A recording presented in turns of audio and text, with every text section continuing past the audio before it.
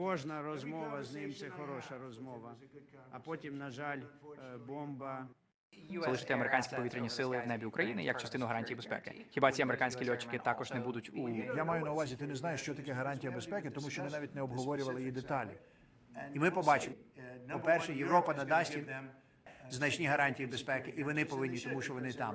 Але ми будемо залучені з точки зору підтримки, ми їм допоможемо. І я думаю, якщо ми досягнемо угоди, і я думаю, що ми досягнемо, але якщо ми досягнемо угоди, у вас не буде, я не вірю, що у вас буде багато проблем. Але ми підтримаємо це, тому що я хочу зупинити вбивства людей. Гарантії безпеки. Хіба ті американські льотчики також не будуть у повітрі? Я маю на увазі, ви не знаєте, що таке гарантія безпеки, тому що ми навіть не обговорювали, але ми були за 350 мільярдів доларів. Зараз ми заробляємо гроші. Я не хочу заробляти гроші на Україні. Я хочу, щоб війна закінчилася, тому що я хочу врятувати всі ці життя. Я просто хочу сказати, але щоб ви зрозуміли, ми більше не втрачаємо гроші на цій справі. Ми втрачали гроші дуже швидко.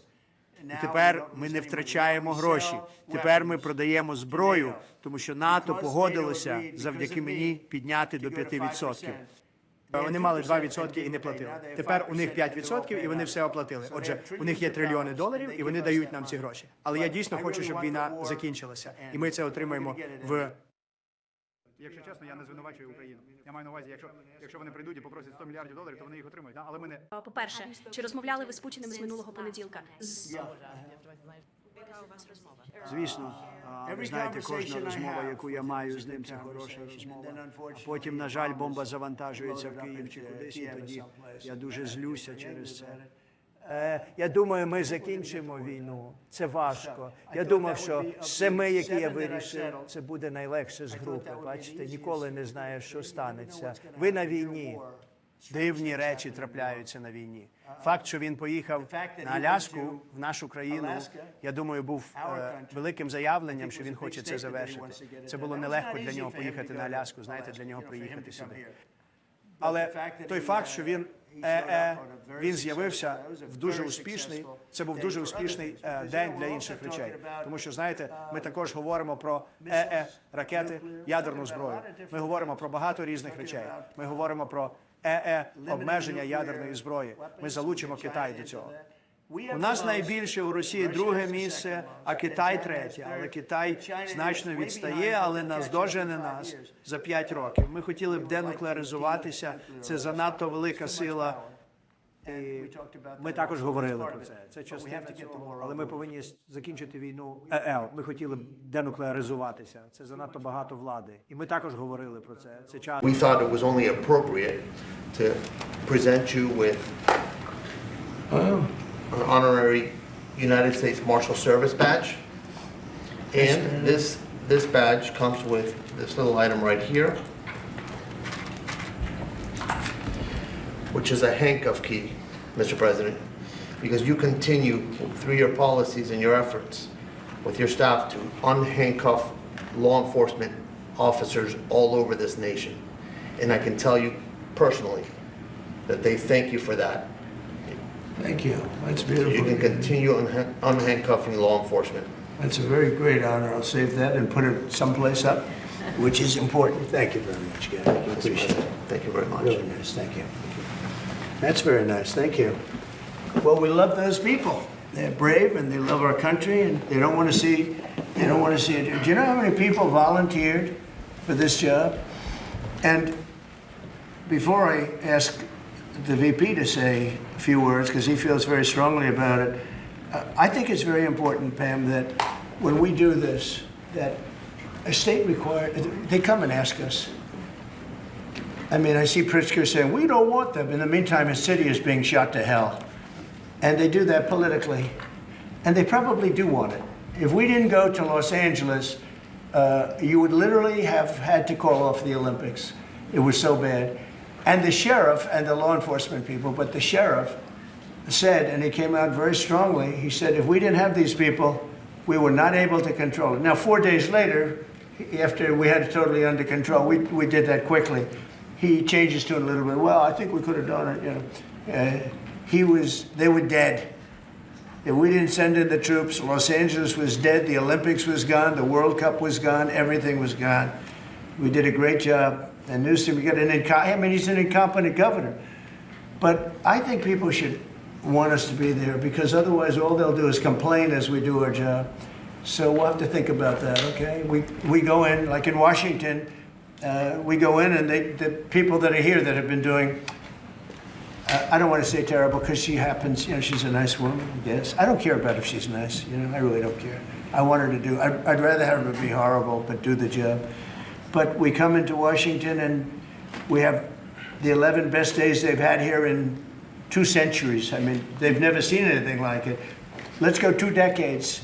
In over 20 years, they haven't seen anything like what happened. And now they're out there saying, we don't have crime in Washington. Well, that's true. For 11 days, you don't have crime. But before that, everybody was getting hit and mugged, and you people could not walk to your office without security. That's how unsafe it was.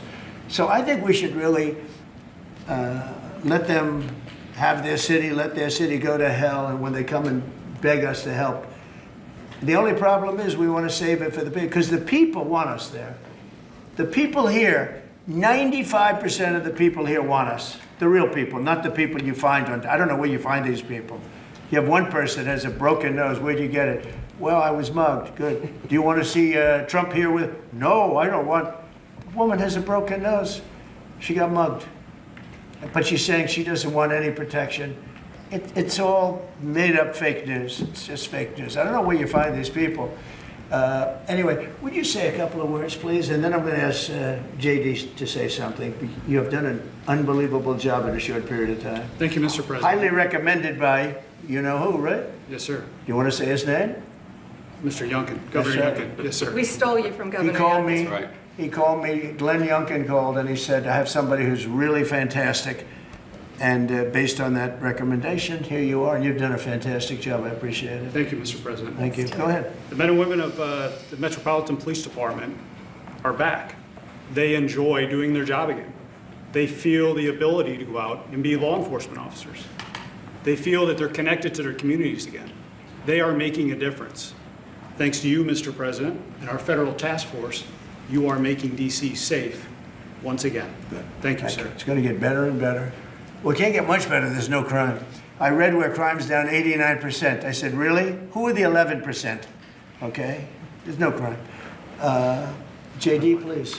Yes, sir. Well, thanks, Mr. President. Thanks to the incredible team here. You know, I want to echo something the President said, where you say there haven't been murders in a couple of weeks in D.C., and it doesn't sound good, but then you talk to local law enforcement, and I didn't realize this, that this town averaged 1 murder every other day for the last 20, 30 years, which means that in 2 short weeks, the President and the team have saved 6 or 7 lives, people who would have been killed on the streets of D.C., who are now living, breathing, spending time with their families, because the President had the willpower to say, no more. We're not going to give the streets of D.C. over to vagrants and robbers and murderers. And the last point I want to make, sir, to your point about we want people to welcome us, to ask us, because look at Governor Pritzker in Illinois, or Governor Newsom in Los Angeles, or Governor Moore in Maryland. They are angrier about the fact that the President of the United States is offering to help them get their crime under control than they are about the fact that murderers are running roughshod over their cities and have been for decades. Why are Democrat governors angrier about federal law enforcement helping clean up their streets than they are about the fact that those streets need to be cleaned up to begin with? It shows a real sickness in the head. And I agree with the President of the United States. I think most Democrats, rank and file, nobody likes crime. Republicans don't like crime. Democrats don't like crime. Independents don't like crime. Why are Democratic governors doing everything in their power to make crime easier to do in their cities? It doesn't make an ounce of sense to me. But, Mr. President, I appreciate you being willing to help. And I hope these governors take you up on the offer, because we should clean up all of America's streets. It's the right of every American to live in safety and comfort in their community. And we've got the people to do it. They're signing up like they've never signed up before. Our military, as you know, during the campaign, nobody was signing up. We were way short of their goals, we were understaffed. Nobody wanted to be in the military. Nobody wanted to be a policeman. Nobody wanted to be a fireman. They didn't want anything to do with the country. We had an incompetent, grossly incompetent president who, frankly, should not have been there. He should have never been there. The damage he did to this country is incalculable. I mean, just what he has done. So much of our effort are getting murderers and jailbirds and people out of this country who are drug dealers at the highest level. So much of the energy of people that he let in, it was an unforced error, but I don't think they think it's an error, but I don't believe he believed it. It was the radical lunatics that surrounded this guy at this desk, who are brilliant people, but with the wrong philosophy. There were some brilliant people, but they're evil people, and they're going to be brought down. They have to be brought down because they really hurt our country. But we're getting it back very quickly, and I'll tell you something, our country's now it's stronger. I think we're more respected than we've been respected in 100 years. It's a whole different ballgame. JD, could I ask you, Yes, sir. You gave a stat on murders here. What were the numbers? You said in a short period of time how many people were murdered? Local law enforcement told me, sir, that in the past 20 or 30 years, D.C. has averaged a murder every other day. That's, 200 murders a year, 150, 250, but about every other day a person has been killed on the streets of Washington, D.C. We've been doing this for 2 weeks.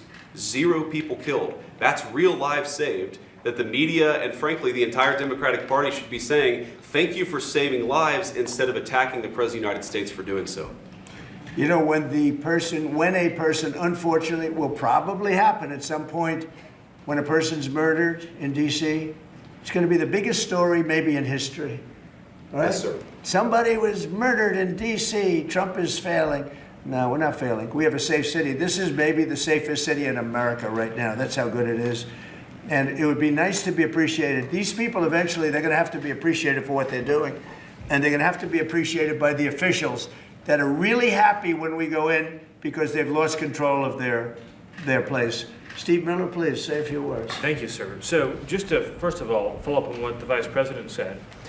No police officer working in the city can remember a time in their lives when there has been no murders. You can work at the police department for 20 years, 30 years, your whole life. We've checked the records. No one can even find a record of being murder-free for as long as we've been murder-free under President Trump's leadership. Additionally, and the President spoke about this before, we've uncovered, in the process of uncovering, a massive scandal in Washington, D.C. with the doctoring of crime stats. And the Department of Justice, under the Attorney General, is leading the effort to uncover this. But when we ultimately share the results, it will stun you. The extent to which, even though D.C. had the worst crime in America, honestly measured, it dramatically understated how bad it was. There's even accusations that murders and homicides were reported as accidents instead of murders. I mean, this is how severe the manipulation of the crime data has been in this city, and it will all be uncovered and it will all be brought to light. You know, I've had a chance to spend some time, as has everyone here, with the police officers in the city. Members of the public are going up to them and thanking them, just overflowing with gratitude, because for the first time in their lives, they can use the parks, they can walk on the streets. You have people who can walk freely at night without having to worry about being robbed or mugged. They're wearing their watches again.